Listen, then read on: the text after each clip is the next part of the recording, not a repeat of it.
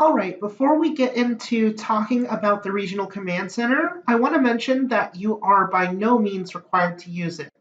This is an optional service for each community, and if you're not interested in being in the Command Center or you don't have the capacity to use it, that is completely okay. The URL is commandcenter.pointintime.info, and I would recommend bookmarking this page on your computer for easy access. Before you can access the Command Center, you will need to first register for the mobile app. When you open up the page, you will use the same login information as your Counting Us login. If you're having trouble logging in, please let me know and I can help. Only pit leads should have access to the Command Center. Please let me know if you would like to have other community members have access to Regional Command Center. So after you've logged in, you can go ahead and navigate to the 2023 Texas Balance of State pit count. I am now going to go into a bit of detail about the functions of the Regional Command Center. My goal is to give you information on the tools that will be most helpful to you. So if I skip over something that you're curious about, I recommend exploring these features of Regional Command Center on your own. So once you log in, let's navigate to the Responses tab to see the map view. The map view is useful for seeing clusters of surveys coming in. You can click on those clusters and see individual surveys with their GPS location. This can help you with identifying duplicate surveys, especially if they are of similar descriptions. You can also edit, archive, or tag surveys on this screen. I recommend using this feature for the unsheltered count, especially if you have numerous unsheltered surveys in the same spot. I also recommend coordinating with volunteers so that there is less of a risk that unsheltered surveys are gathered at the same spot throughout different surveying shifts. In order to identify these duplicates, I recommend zooming in on the area and finding surveys in the same geographic location. So let's click on the survey, click Open, and read through the information. Do this for all the surveys in the area. If you're not sure if it is a duplicate or not, you can always tag it as a potential duplicate and come back. To tag a survey, click Assign Tags at the bottom. Select the plus button and create a tag called Duplicate. You can also select a color and save it. When you come back into the survey, you can see this so that you know which surveys you're trying to archive. If you are choosing to archive the survey because it's a duplicate, select Other as your reason and type in duplicate. You can archive for other reasons, such as if it was a test survey, submitted by accident, or if you believe the person is not homeless. Please just make this clear in the notes section. From this screen, you can also open a survey and edit it. You will use this function whenever a volunteer calls you to notify you of an error within the survey.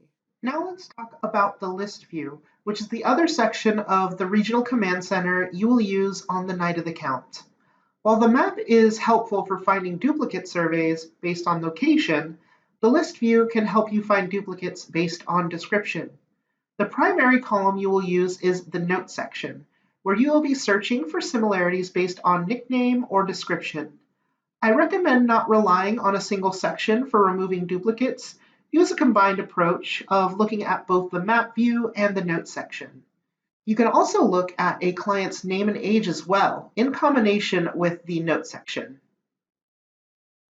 The main tag I foresee everyone using is duplicate, but you can also tag them if you have already reviewed the survey and do not want to risk continuously opening up that same survey throughout the night of the count.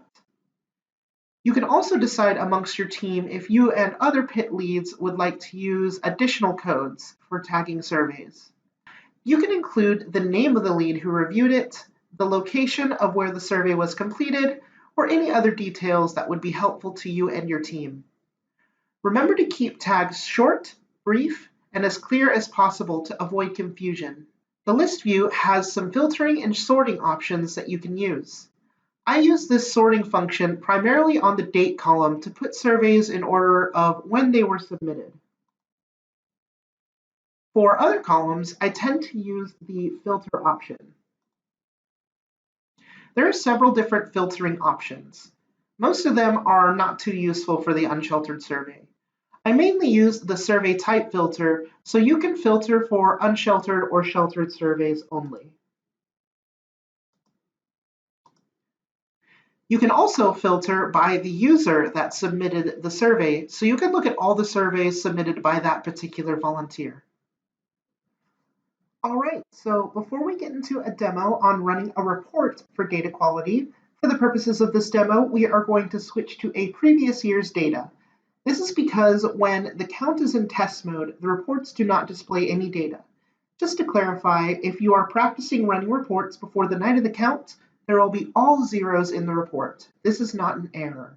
All right, now that we are back in the map view, I want to talk about running a report to check for data quality. The two main layers I use are county and then sometimes city and town and census place. My recommendation is to use the county filter option if you want to view data for your whole region, or choose city or town if you want to focus in on specific areas. You can select as many of these areas as you want. I find that pit leads tend to do this most often when they want to pull information from some of their cities or counties, but not all of them. So once you have selected this, you can zoom into the area and click on the county that you would like to run a report for. From here, we can run a report. Click on the Reports tab and select HUD Pit Report. A Generate Report screen should pop up. You are given some options. We can generate a report for unsheltered, sheltered, and combined counts. Choose the report type you wish to run. A quick note, every observation survey will be categorized under the unsheltered report option. Since we already have our geography selected, we'll go ahead and keep the Run Over Selected Geographies Only box selected. And at the bottom, we have the option to run reports for all surveys or to filter them to not include archived surveys. It will automatically select the filtered option, meaning that the archived surveys won't be included. I would recommend that you keep this selected unless there is a specific reason you want to see the invalid surveys as well. So once you have all your options selected, you can go ahead and click on Run Report.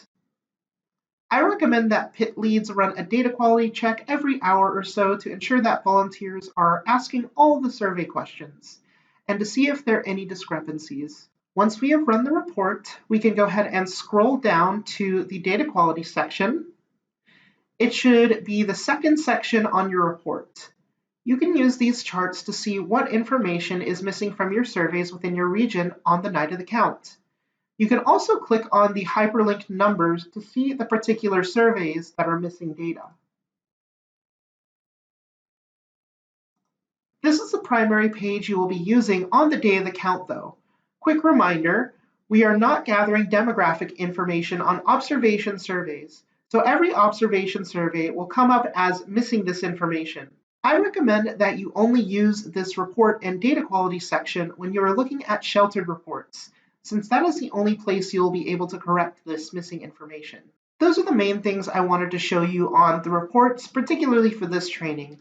I will give a more in-depth guide on reading your pit data after the pit count is completed. For those of you who have not participated in the count before, please do not release these reports to your community. I have a process for finalizing the data in each region, and you will be notified once they are ready for public viewing. This tool is only to be used to help with data quality and deduplication concerns until you have my approval. This prevents the confusion of multiple different reports being sent around, since there will likely be at least a few changes to your results once I go through the deduplication and data cleaning process. I would also refrain from downloading the report at this time as well, since it will not be your final copy. Another feature that you will use is the Users tab. This allows you to see who is registered on your team. This is why we want volunteers to register as soon as possible, so that you can ensure that you have all of the volunteers you need on your team the day of the count. If they are on the wrong team, you will not be able to monitor their incoming data. If you notice that there is a volunteer missing from your team, but they tell you that they have registered, please contact them and make sure that they change their team in their mobile app. You can also email me the name and email address of the volunteer and I can manually assign them. The team screen on your computer may look different on the night of the count because you will only be able to see your team name rather than all of the team names. Anyone who registers for the count using the required registration portal will be automatically assigned the team they selected. This is how you will check who in your region has been through the correct registration process. Finally, let's talk a little bit about the Regions tab and hotspot mapping. So let's go ahead and navigate to the Regions tab. Use this tab instead of the map view because it will be easier to see only your region's hotspot surveys.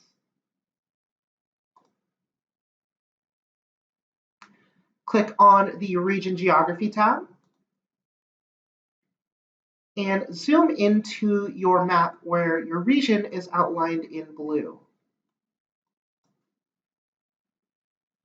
On the right-hand side, where it says Map Settings, scroll down to where it says Known Location Pins. Once you have decided your start date, select Apply.